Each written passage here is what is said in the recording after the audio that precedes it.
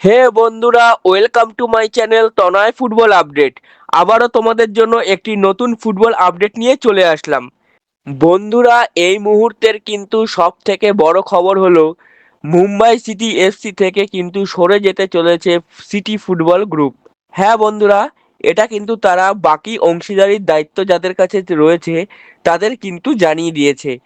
বন্ধুরা, এই city football গ্রুপের কাছে কিন্তু মুম্বাই সিটি এফসির 65% শেয়ার ছিল এবং বাকি যারা ছিল যেমন রণবীর কাপুর এবং বিমল পারেখ তাদের কাছে কিন্তু ছিল 35% শেয়ার। এতে কি হয়েছিল, বিভিন্ন ভালো মানের বিদেশি আসছিল ভারতবর্ষে মুম্বাই সিটি এফসির হয়ে খেলতে এবং তারা কিন্তু সাকসেসও পেয়েছে। এই সিটি ফুটবল গ্রুপ যদি মুম্বাই সিটি এফসিকে ছেড়ে দেয় সেটা কিন্তু একটা বিগ ব্লো হবে।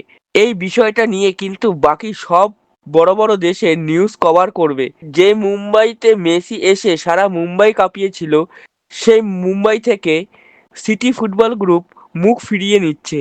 এটা কিন্তু ভারতীয় ফুটবলকে অনেকটাই পিছিয়ে দেবে। তো বন্ধুরা, দেখা যাক সিটি ফুটবল গ্রুপ কবে অফিসিয়ালি কন্ট্রাক্ট টার্মিনেট করে।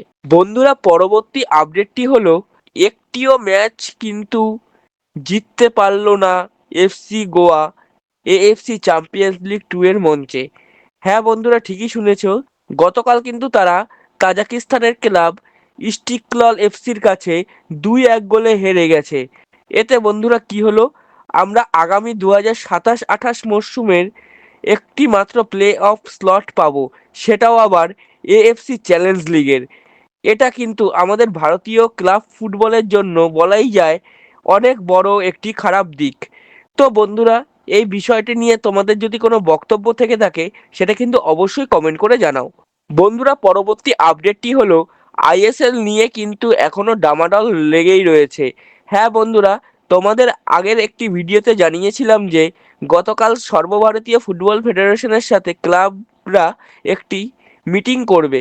তো বন্ধুরা, গতকালের মিটিংয়েও কিন্তু কোনো ফয়সালা হয়নি।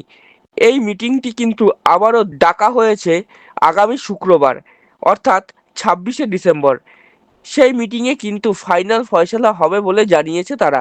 তো বন্ধুরা, এবার দেখা যাক আগামী 26শে ডিসেম্বর কি রিপোর্ট বেরিয়ে আসে।